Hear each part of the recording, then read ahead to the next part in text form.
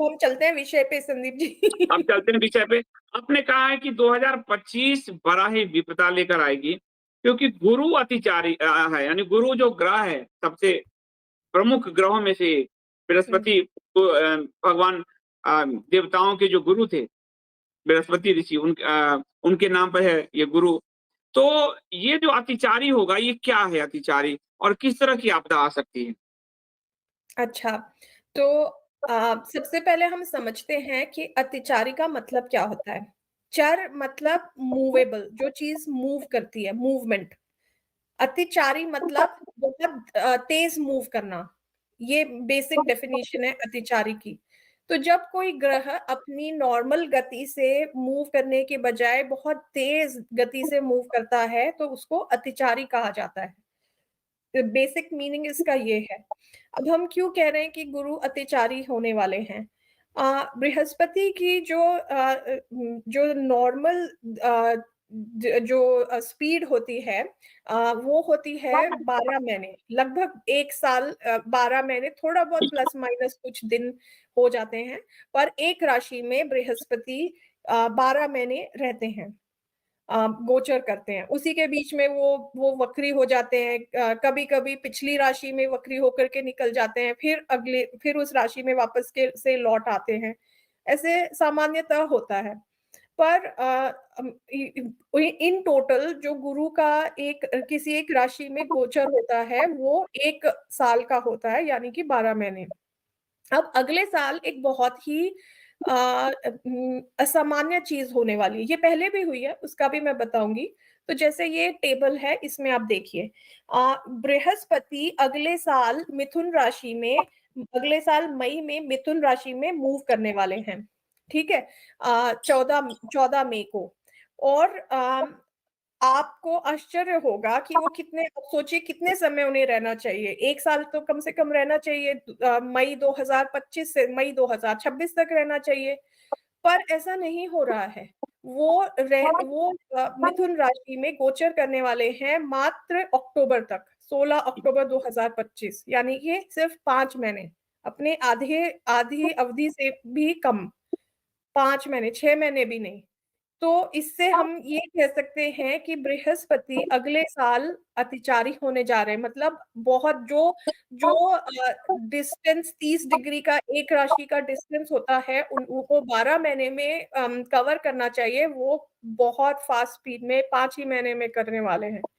तो इसको अगर हम विजुअलाइज़ करना चाहें, तो हम ऐसे कर सकते हैं कि जैसे कोई गाड़ी है बहुत तेज़, नॉर्मल स्पीड से बहुत तेज़ जा रही है, तो क्या एक्सीडेंट ही होने का डर रहता है?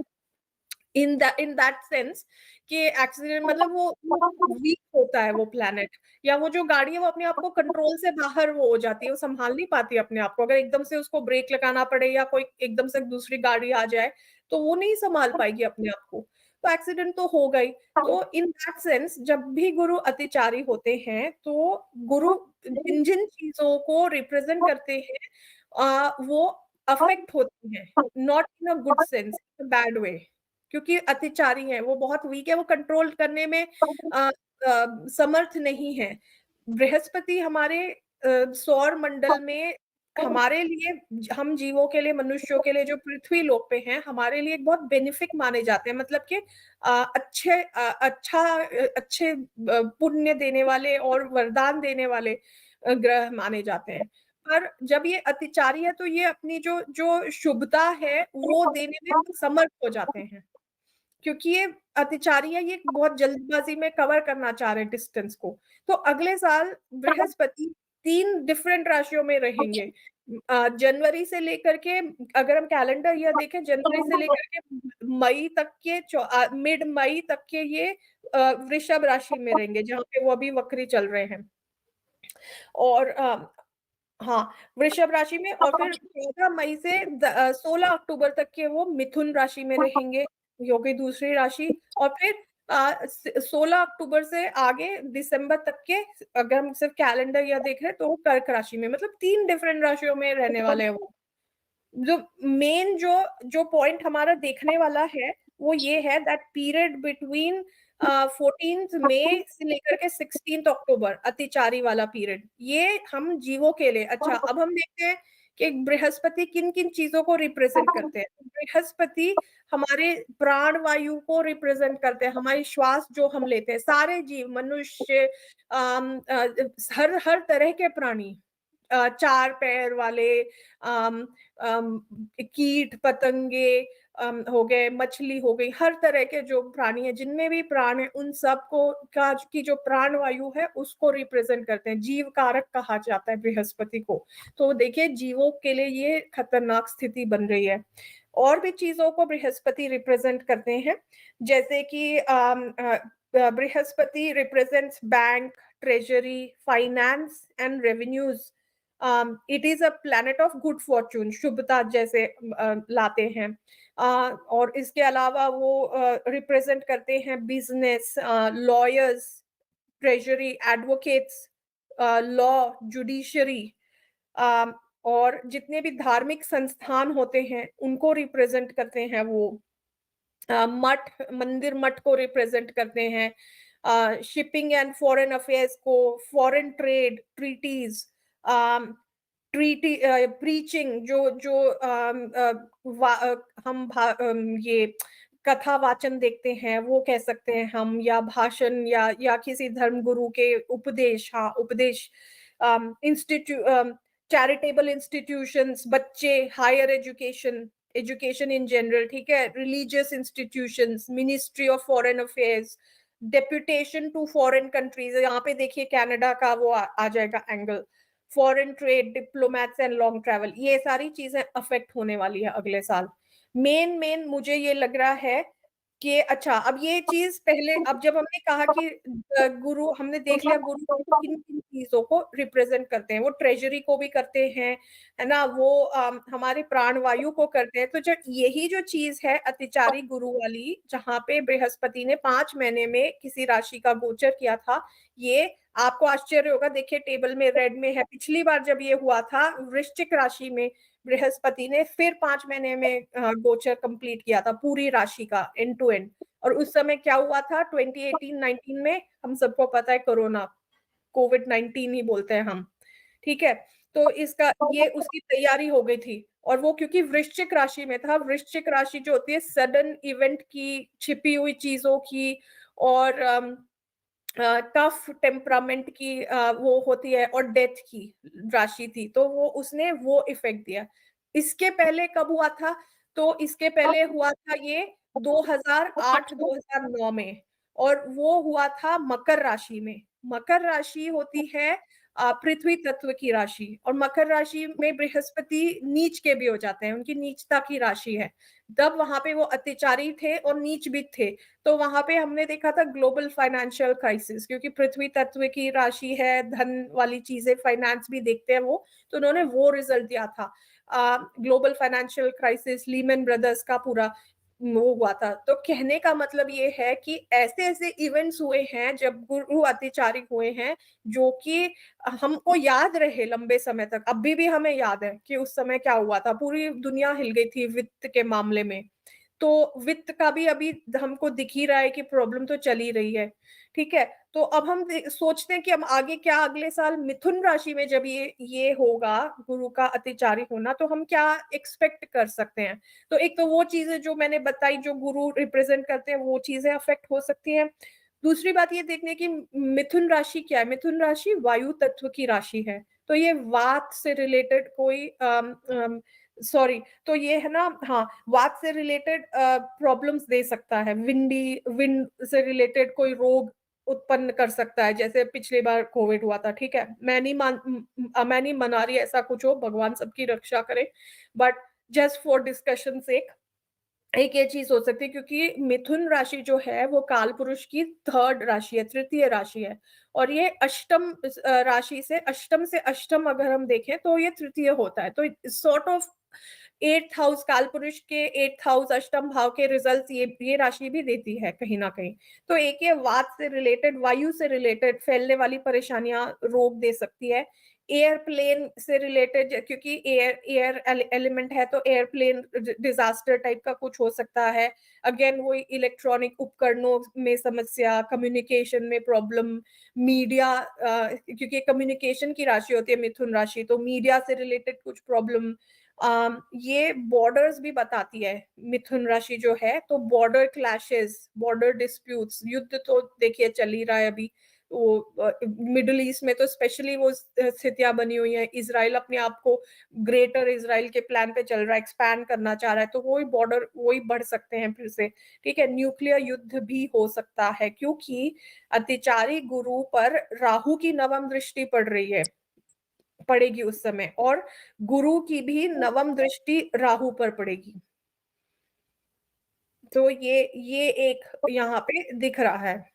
और आपने ये भी कहा कि मिथुन जो है उसमें वायु राहु, रिलेटेड है, तो हाँ, परमाणु आदि में तो वो वायु रिलेटेड ही फैलता है वो पूरी तरह से।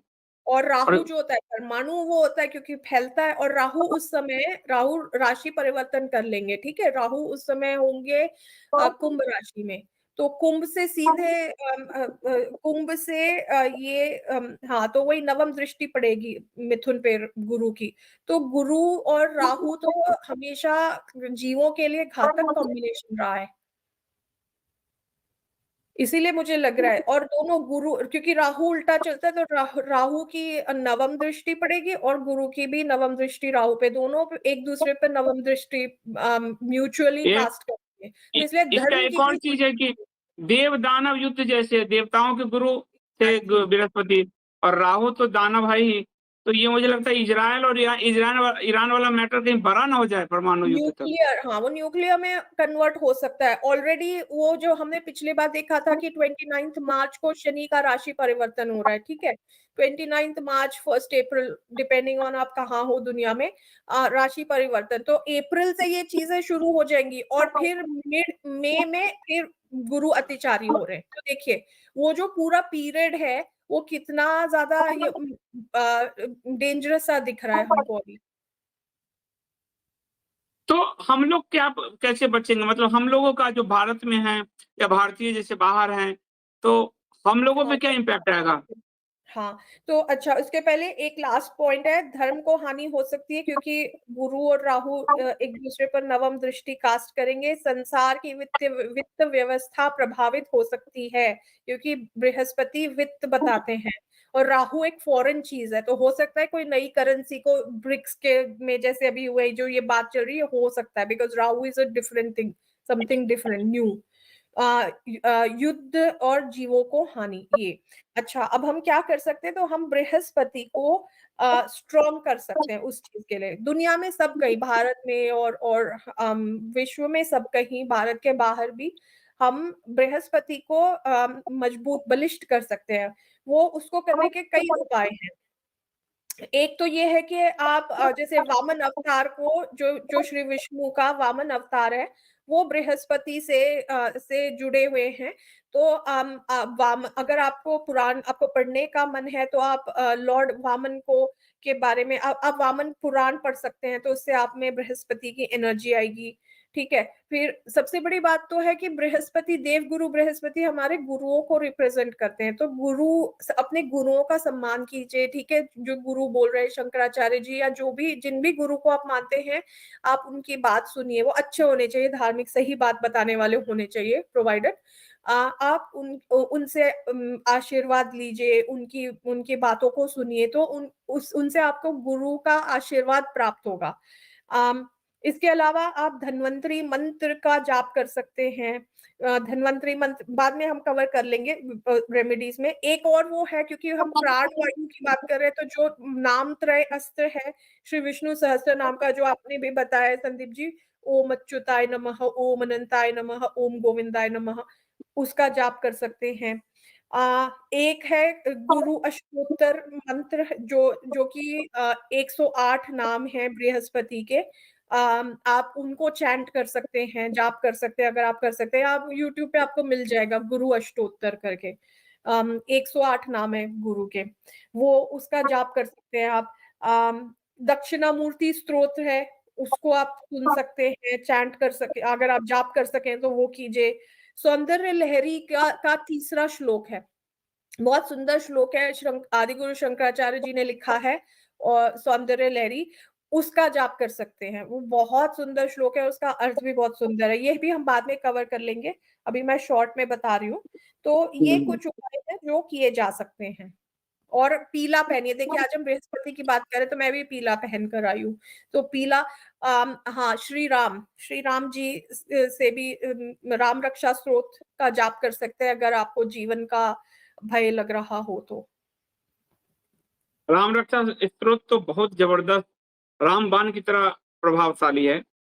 और आज शनिवार है तो आज मैंने पाठ किया है, तो मंगलवार और शनिवार को मैं राम रक्षा स्तोत्र का पाठ करता हूँ, बाकी विष्णु सहस्त्र नाम का। तो लोगों को करना चाहिए। अब आपको परमात्मा में आस्थावान लोग बचेंगे, जो आस्थावान नहीं है उनका तो क्या कर सकते हैं।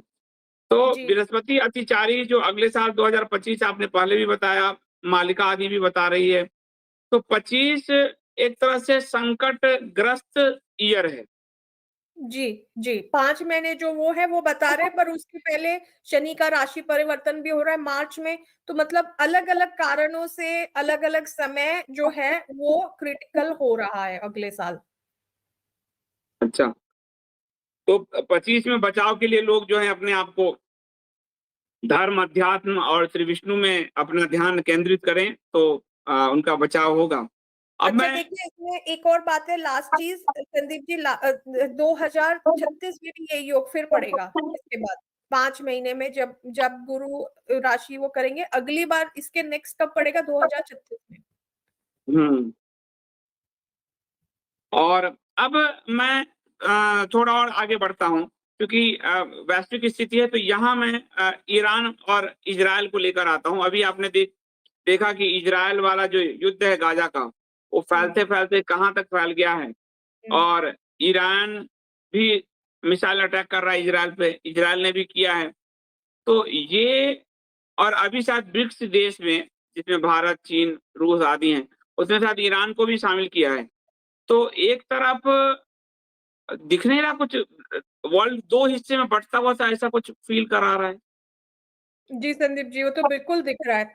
तो अगर आप वो ईरान वाली कुंडली को शेयर कीजिएगा तो उसी को देख कर के हाँ, हाँ। हम बात करते हैं थोड़ा। ये ये ईरान, वाली। जी, ये वाली, हाँ, बिल्कुल सही है, यही है। तो ईरान की ये कुंडली है, अब इसका जो समय है वो मुझे एग्ज़ैक्ट नहीं है, तो I don't trust that much, but हाँ, हम ट्रांज़िट्स के हिसाब से अगर देखें, ट्रांज़िट से देखेंगे तो गुरु जो है बृहस्पति, वो वक्री होकर के सप्तम भाव में कर्क राशि में स्थित हैं, अभी ईरान की कुंडली में, ठीक है? और उसके साथ ही जो इनका केतु है वो कुंभ राशि में स्थित है, केतु और चंद्र। तो इस समय का अगर हम गोचर देखें तो शनि का गोचर कुंभ राशि में चल रहा है, जहां हमें केतु और चंद्र दिख रहा है। और इसके साथ ही मंगल का जो गोचर है वो अभी जहां पे गुरु है, गुरु वक्री, वहां पे कर्क राशि में अभी मंगल का गोचर चल रहा है। और साथ ही राहु का जो गोचर है वो मीन राशि में चल रहा है, जो कि जो जहाँ पे आपको चंद्रमा केतु दिख रहा है उसके नेक्स्ट वाली जो राशि है वहां पे चल रहा है। तो ये जो रोल है ये क्या बता रहा है कि इस समय मंगल जो होता है वो युद्ध का कारक होता है। और ईरान युद्ध में घिर चुका है यहाँ पे, क्योंकि गोचर का जहाँ नंबर 12 लिखा है वहां पे राहु चल रहा है आजकल, आजकल के गोचर में। ठीक है, तो राहु जो है वो सीधे सीधे ईरान का जो बृहस्पति है, वो कुंडली का जो बृहस्पति है उस पे दृष्टि डाल रहा है। और इसके साथ ही वहां पे मंगल भी चल रहा है, तो मंगल राहु का अंगारक योग चल रहा है, जो कि बृहस्पति पे, ईरान के बृहस्पति पे, ईरान के नागरिकों पे दृष्टि डाल रहा है। तो ये, इससे हमें ये दिख रहा है कि ईरान के जो लोग हैं उनके उनके जीवन पर संकट है। ठीक है, ये एक हमें दिख रहा है। और इसके साथ ही हाँ, वो ब्रिक्स वगैरह का, क्योंकि बृहस्पति आ गए तो ट्रेजरी और करेंसी वगैरह का तो है ही।